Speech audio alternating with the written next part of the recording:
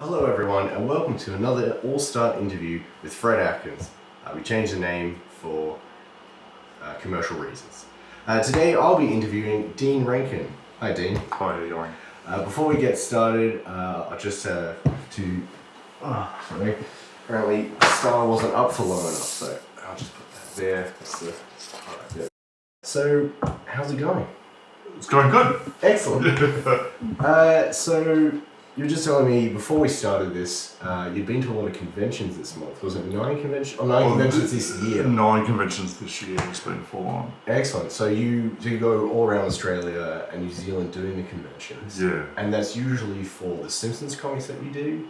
I think, mainly people want to see for the Simpsons stuff that I do. Yeah. So at the conventions, I draw people like they're a Simpsons character or put their head in a jar like Futurama, and it's really popular. It's really interesting. It's very different than like my normal day-to-day life and like art stuff. Yeah. But it's kind of like, it's almost like performance art in some ways. It's nice. I think people like to watch it get done in front of them, so it's something different and fun to do. Yeah. So you said it's a bit like performance art. So like when you're at a convention, you're kind of performing there. You're not just drawing, because you see a lot of conventions, a lot of the artists, they just sit there and they draw.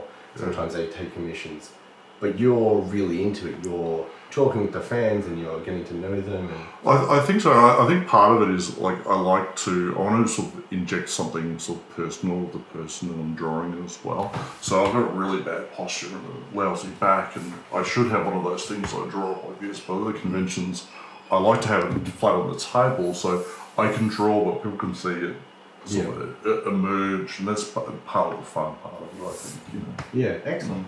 So you're well known for 2 books mainly. So you do Simpsons comics, but you also do your own book, Itty Bitty Bunnies, which has had a few books, a few versions of it so far. Yeah. So Itty Bitty Bunnies in Rainbow Pixie Candyland. Exactly, yeah. So Itty Bitty Bunnies in Rainbow Pixie Candyland is the full name, and it's had 4 issues out. Number 5 comes out in mid-September, and I'm working on number 6 at the moment. Okay, because there was the first one, and there's one where they save Christmas. Yeah, that's the second one that they say Christmas. Yeah, but they're quite big issues. Like there's a lot that happens in them. Yeah, I guess so. Yeah, I'm not sure. Yeah.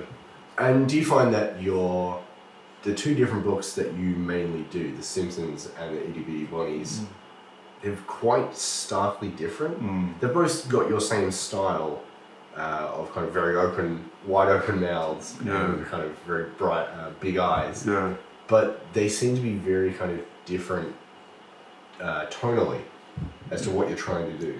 Yeah, so like I think the Simpsons are trying to be funny, and the same with the bunnies, but the bunnies are much more obviously aimed at adults, and it's kind of that.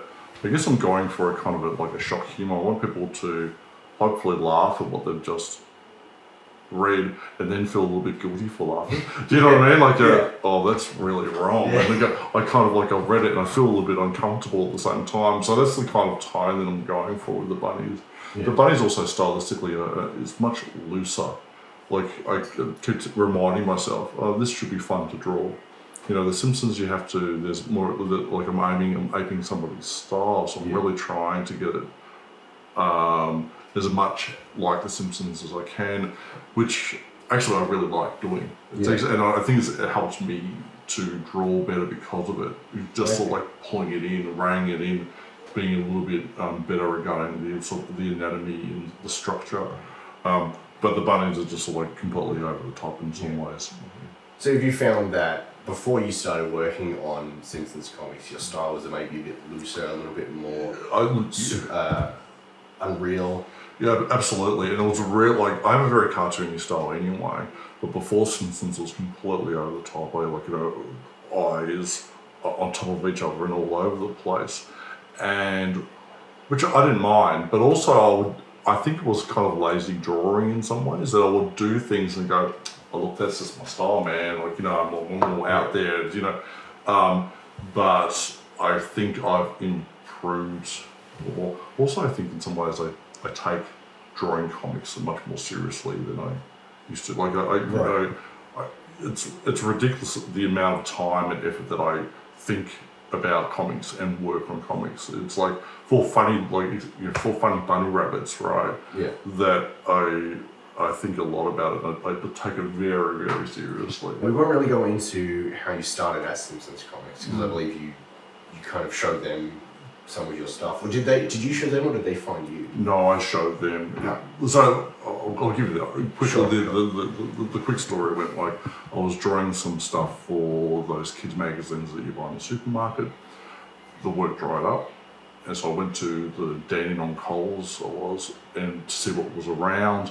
I picked up a comic, one of the Simpsons comics, thinking I was kind of like I've always liked the Simpsons and been kind of influenced by them. Flicked through it and it all looked really, really good, except for one page that I thought wasn't great. And so I was inspired by, gee, if that person can do that page that isn't great, maybe they'll accept my work that isn't great either.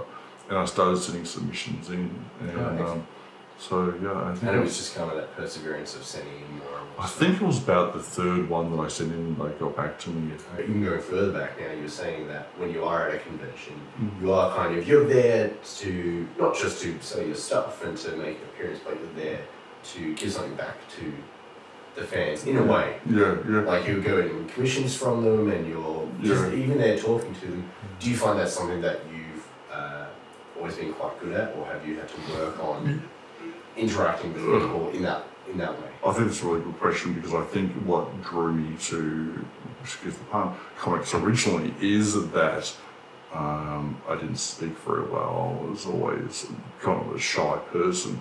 So comics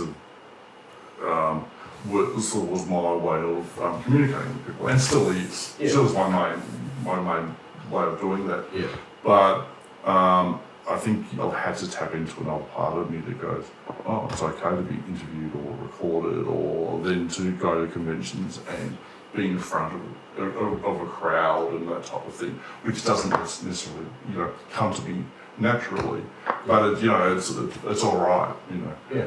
But I do get nervous. I get the pre-con jitters before every con. Right. I want to do. I want to do good work. I want to draw well for people.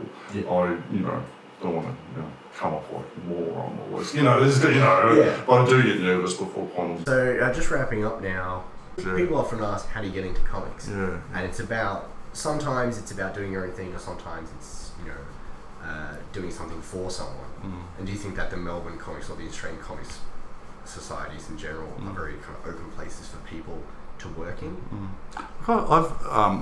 I don't know if it's everybody's experience, but I've had nothing but very positive feedback from local creators, and I feel very much a part of the community.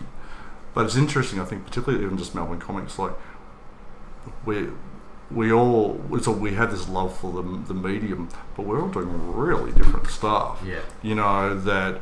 I don't know, you might have like the Squish Face guys doing very indie kind of stuff, but then you have other people like, I don't know, maybe sort of Tom Taylor who's writing for Wolverine and like Iron Man and those type of things that I think that, there's, we kind of get bunched into the same kind of thing, but we're doing sort of vastly different kind of work. And I kind of think that, I don't know if it's true, that I kind of have a foot in both camps in some ways. They're like, I'm doing mainstream stuff, but I'm doing indie stuff at the same time. So you have your kind of independent-esque kind of book, but you also have this mainstream licensed product. So you find it's quite easy to communicate with other people who are trying to do comics in Melbourne or Australia. Yeah, and just in general. So it's kind of it's a nice place to be. I like to be able to continue doing both of those kind of things. Yeah. Excellent.